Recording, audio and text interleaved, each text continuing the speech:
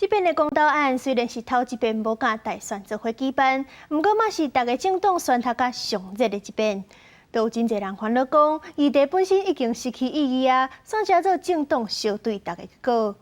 有学者就认为讲，公投的票数若是差愈侪，就代表人民是有家己的思考，毋是对人甲对政党咧投，而且中间选民的意见会上有代表性。我向来都保持一个行政中立，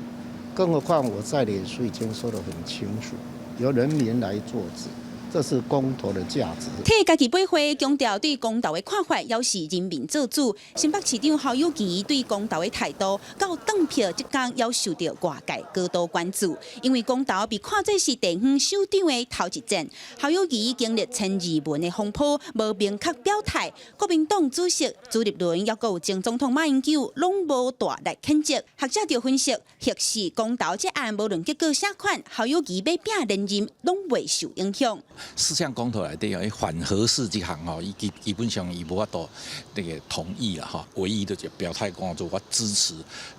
这个反莱猪，对国民党嘛有交代，对市长来讲吼，伊后任是连任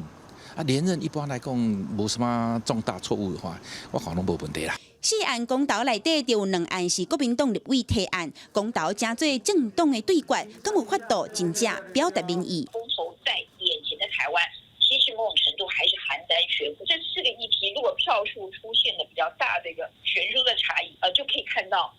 台湾其实有一群人是在想要做自己，